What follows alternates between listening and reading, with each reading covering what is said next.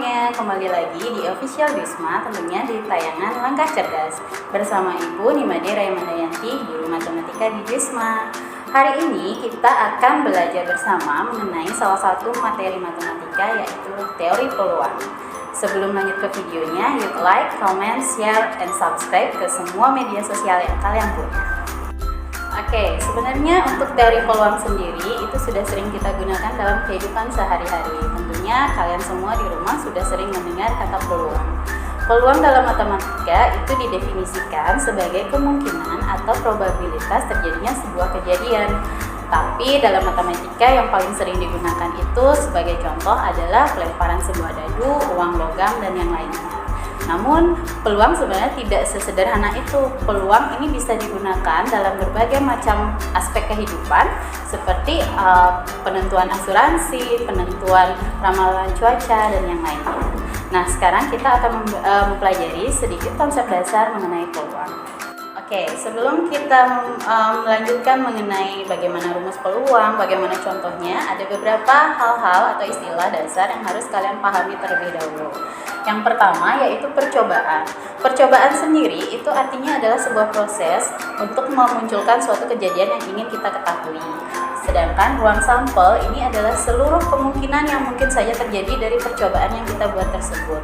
Biasanya ruang sampel ini dilambangkan dengan S, dan banyaknya ruang sampel itu dilambangkan dengan NS.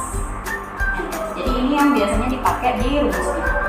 Kemudian ada istilah yang ketiga yaitu disebut dengan titik sampel. Titik sampel ini adalah bagian dari ruang sampel tersebut. Dan yang keempat itu adalah kejadian. Jadi kejadian ini adalah himpunan bagian dari seluruh ruang sampel yang ada. Nah, untuk lebih jelasnya mungkin kita akan langsung ke rumus dan ke contoh soalnya ya. Oke, untuk rumus peluang sendiri itu bisa didefinisikan seperti ini ya. Jadi peluang A itu sama dengan jumlah kejadian A dibagi dengan jumlah sampelnya, ruang sampelnya. Untuk lebih jelasnya, kita ke contoh soal saja. Ini contoh soal yang paling umum sering digunakan dalam pelajaran matematika dan kalian semua pasti sudah tidak asing ya dengan dadu. Jadi pelemparan sebuah dadu tentukan peluang munculnya mata dadu ganjil.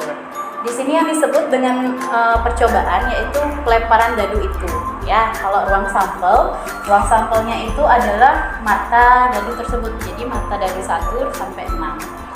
Jumlah ruang sampelnya ada 6 ya. Kejadian yang dimaksud dengan kejadian ini adalah munculnya mata dadu ganjil. Itu disebut dengan kejadian. Kejadiannya bisa kita lambangkan dengan A, B, dan yang lainnya, terserah, itu bisa bebas ya. Yang penting hurufnya harus huruf kapital. Jadi kalau ditanya misalkan peluang mata dadu ganjil, kita misalkan sebagai A. A itu adalah mata dadu 1, 3, dan 5. Banyaknya kemungkinan A itu ada 3. Jadi bisa dihitung peluang kejadian A itu sama dengan 3/6 atau 1/2. Jadi sebenarnya peluang itu tidak terbatas hanya di dadu, di uang logam, atau yang lainnya. Dalam kehidupan sehari, kalau kalian di sekolah, misalkan kalian adalah anggota dari sebuah kelas, kalian pengen mencari perwakilan untuk OSIS. Jadi itu bisa pakai peluang. Misalkan peluang terpilihnya A sebagai perwakilan kelas MIPA 1 untuk pengurus OSIS, itu juga bisa.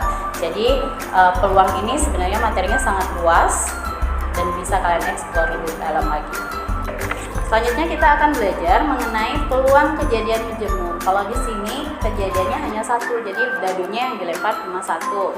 Nanti ada juga peluang kejadian menjemur, di mana kejadiannya itu berlangsung lebih dari 1 kejadian pada saat yang bersamaan. Kita lanjut lagi ya ke peluang kejadian menjemur. Dari contoh tadi diperoleh bahwa nilai peluang untuk munculnya mata dadu ganjil itu sebesar 1/2. Jadi untuk nilai peluang sendiri itu hanya berkisar dari 0 sampai 1. Tidak mungkin ada peluang suatu kejadian yang bernilai lebih dari 1 maupun kurang dari 0. Jika peluangnya sama dengan 0, itu disebut dengan kemustahilan. Jadi misalkan contohnya peluang laki-laki melahirkan atau peluang OSIS Wisma itu adalah anak sekolah lain. Itu adalah sebuah kejadian yang mustahil. Jadi peluangnya pasti sama dengan 0. Sedangkan kalau peluang itu 1, itu disebut dengan kepastian. Kepastian ini contohnya misalkan peluang seorang ayah itu berjenis kelamin laki-laki, itu kan sudah pasti. Jadi peluangnya tanpa dihitung itu sama dengan 1. Oke, pada peluang kejadian majemuk, kejadian yang terjadi itu lebih dari 1. Jadi ada 2 kejadian atau lebih yang terjadi secara beriringan. Dalam kedua aturan ini biasanya ada 2 jenis kejadian, yaitu yang pertama yang saling lepas dan kejadian tidak saling lepas. Bisa juga disebut dengan kejadian saling bebas atau tidak saling bebas. Untuk kejadian saling lepas sendiri itu tidak ada elemen yang sama dari beberapa kejadian yang terjadi. Sedangkan kejadian tidak saling lepas itu ada elemen yang sama. Misalkan, jadi rumusnya itu pun berbeda ya. Misalkan untuk kejadian saling lepas itu pada pemilihan, kalian pengen tahu nih berapa sih peluang ketua OSIS-nya perempuan atau laki-laki. Nah, untuk pemilihan tersebut tidak mungkin dalam 1 orang itu bisa laki-laki dan perempuan. Jadi itu kejadiannya saling lepas. Sedangkan untuk yang tidak saling lepas atau tidak saling bebas ini, contohnya itu kalian pengen tahu nih ketua OSIS kalian ganteng atau pintar atau dua-duanya. Jadi itu pakai rumus yang kejadian tidak saling lepas. Di sini ada tambahan rumusnya yaitu irisan. Irisan ini artinya kejadian yang berlangsung bersamaan atau sama. Untuk aturan perkalian itu juga sama. Jadi ada yang saling lepas, ada yang tidak saling lepas. Itu juga sama, cuman kata-katanya biasanya ditambahkan dengan dan, ataunya kita ganti pakai dan.